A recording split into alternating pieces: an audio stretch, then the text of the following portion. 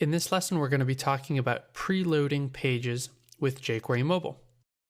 Now, if you have multiple pages within a document, for example, like that, where you have several pages, one page here, and another page here, and another page below that, preloading pages isn't a problem because they all load up when you hit the page the first time. However, when you're loading in pages with Ajax, preloading can actually provide you a huge benefit. Now, there are two ways of preloading a page.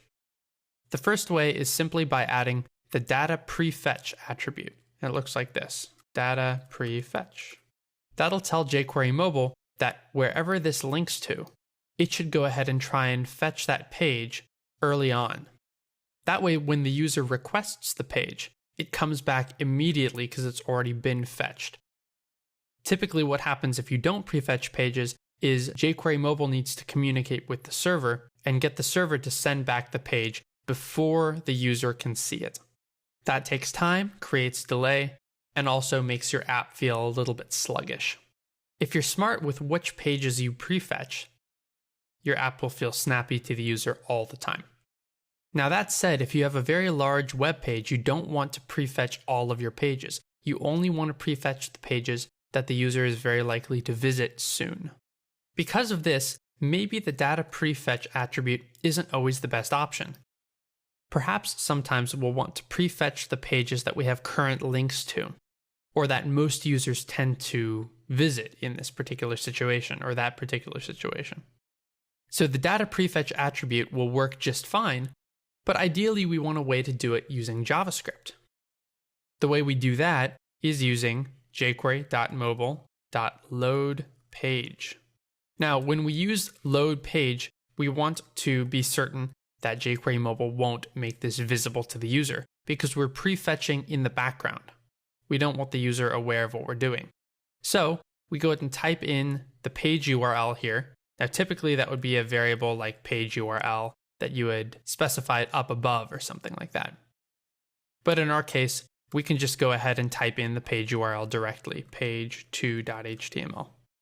And the other thing we want to do is we want to tell it not to show a loading message. And so, jQuery.mobile.loadPage takes a map as its second parameter. And in that map, we're going to go ahead and specify show load message to be false. And just like that, we are preloading this page here. Now, typically you wouldn't want to do it right up here in the script tag. Typically, as I said, you want to do this programmatically. You want to make a decision about what page or pages to load, and then you want to call jQuery.mobile.loadPage for those specific pages. So we would actually do something like this. var page URL equals page2.html. Even better than this, we might say var page URL to create it. And then we say if something is true, then we go ahead and set page URL equal to page2.html. Otherwise, go ahead and set it equal to page3.html. This is more of a likely scenario because we're actually responding to something in the application in order to choose what pages to preload. Now, of course, all of that logic is up to you. This is the important part right here. That's how you tell jQuery Mobile to preload your page without showing the user what you're doing.